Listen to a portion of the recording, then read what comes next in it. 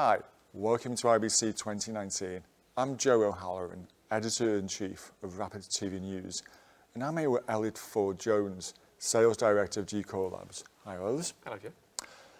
Now, the key thing in the market these days is it seems not a week has gone by without a launch of something that's over the top, be the latest being Apple Plus, Disney Plus, and we're going to get HBO Max anytime soon.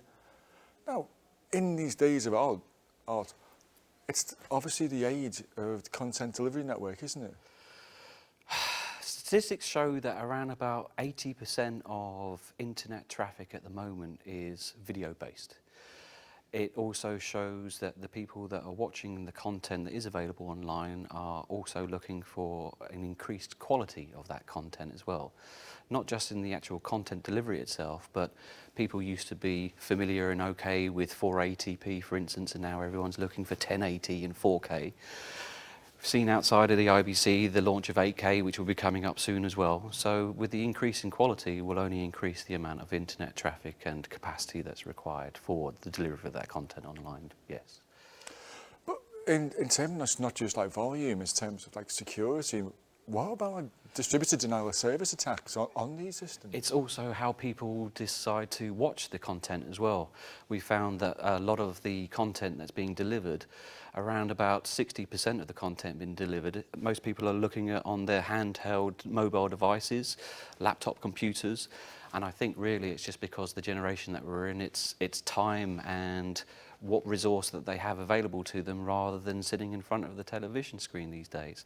So it really is driven by the extra quality and the added content, and there's a lot of stuff out there that people want you to see. Absolutely. So, not all things are created equally, and certainly not all CDNs are created equally.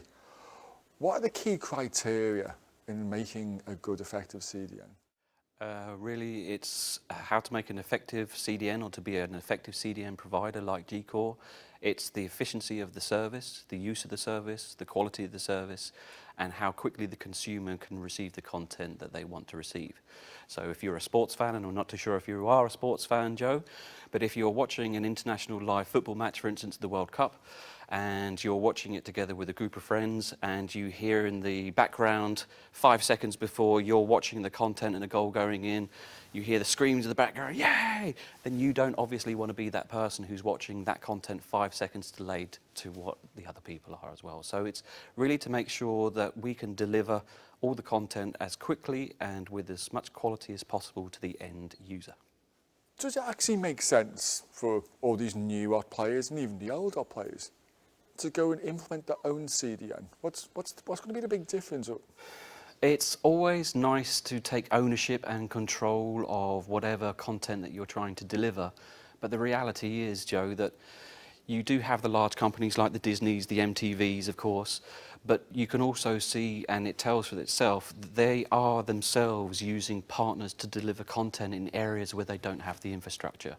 So to mention MTV being a huge organisation, of course, based in the US of A, if they want to enter into the market of, for instance, Russia, which is where G-Core has its headquarters, then we try and improve our network capacity and the stability of that network and integrate it with the DDoS as well as the protection, the storage, and all the other kind of facets that you actually need to actually deliver content.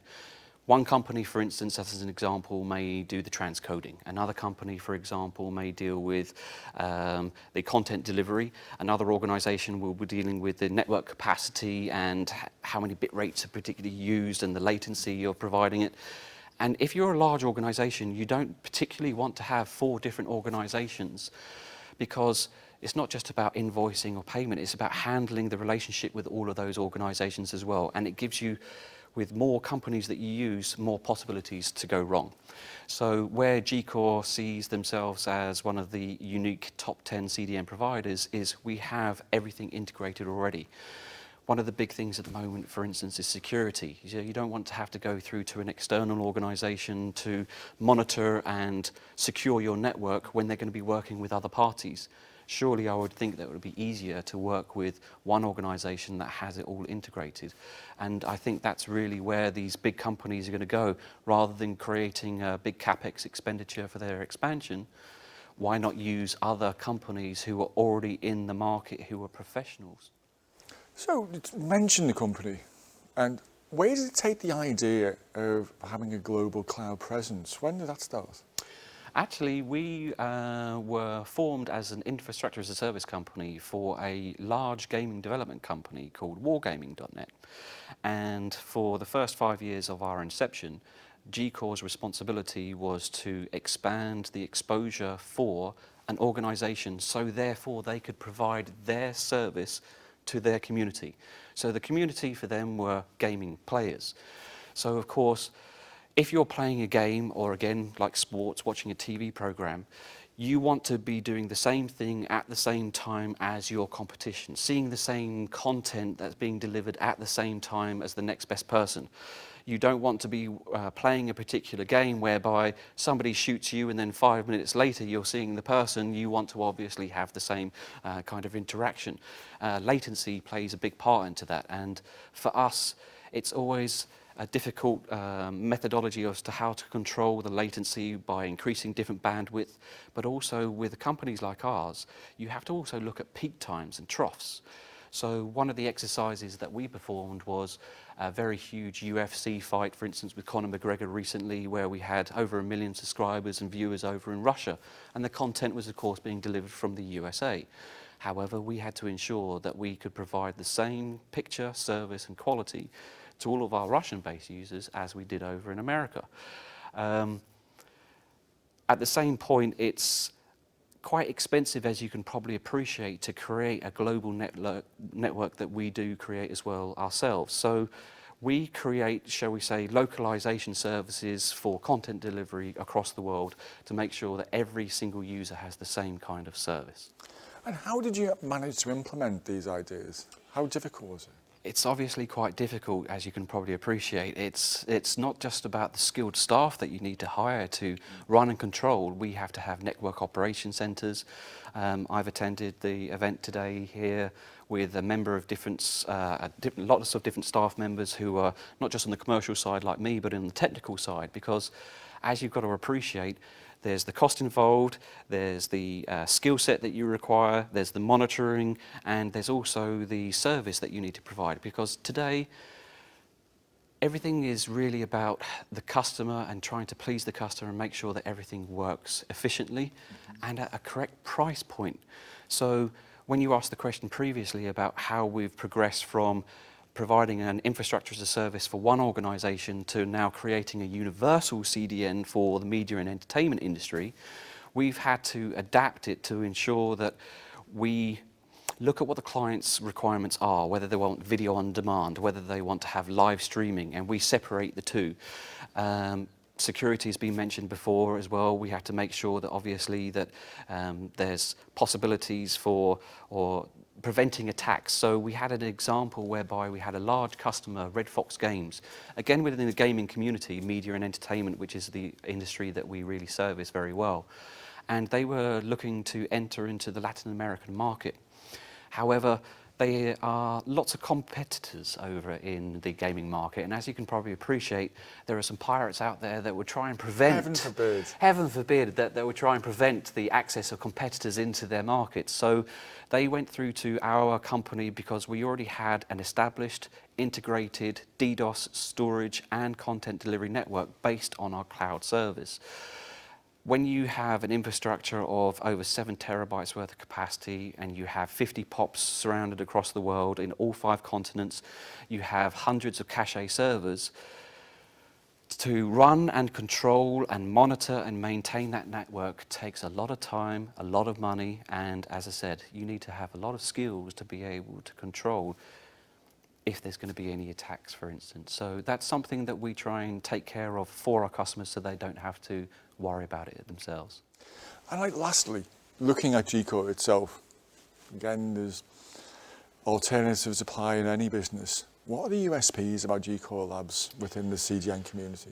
Well, as we mentioned, coverage is the biggest thing. To have edge servers now is the most important. I think previously, as you said, there's not many kind of new or inspirational new technologies that are being released these days, but the way that people organise their framework is. I think the common way that people used to do it before was to put 100 servers in Amsterdam, Frankfurt or London, and then they would control their whole network with that use of servers in that one location. Now we're finding that those organisations, rather than having 100 servers in one location, they're looking for 10 servers in 10 separate locations. Because what you have to appreciate now is everything is global, everything is easily accessible, as we've mentioned before, on your mobile devices or many different kind of different ways of viewing content now rather than sitting at home and watching it through the television. So coverage certainly is number one. I think secondly, really, it's the integration. So again, as I mentioned, most organisations want to have not so much a plug and play because they don't want it to be too easy, but there is, of course, an ease of service together matched with price points. So when Wargaming came through to us, it wasn't just the fact that they wanted an organisation to help and control and monitor and analyse their customers, the performance of the network. They wanted to make sure it was cost effective as well, and of course going through many, many different partners isn't really the way forward. But then you mentioned the other bigger organisations like Disney, or I mentioned, MTV. You have Google, which is obviously one of the biggest players, and I think one of the new technologies that they're introducing, which is HTTP3, when that comes into fruition, I think that the download speed will be increased by at least about 15%, and that's really the way the market's going. Everybody wants to receive everything fast, they want it to receive it in the best quality, and they don't want to pay too much. But if they make it, 3 times as quick, there's just going to be even more traffic to deal with. Of course, and that's really how the internet is going to continuously expand, and why HTTP3 is the next protocol to follow, because everybody knows that with the additional quality of video content, you're going to need the extra capacity of networking. You're going to need to have companies like G-Core who can help with the balancing of that network infrastructure. When I talk about balancing, I'm talking about peaks and troughs, because the way that we operate is that if you use a lot of internet traffic, for instance, at one particular time, then you will pay much more, and then we have to go into 95th percentiles, and I won't bore you with all that kind of technical stuff, but Thank you. Generally speaking, people just want to be able to have their content delivered fast, without any latency, in the best quality, and that's what customers are now used to. And if you don't provide that kind of quality in that service, then they will go to your competition. A great point to end on. Elliott, thank you very much. You're welcome. Thank you. And thank you for watching.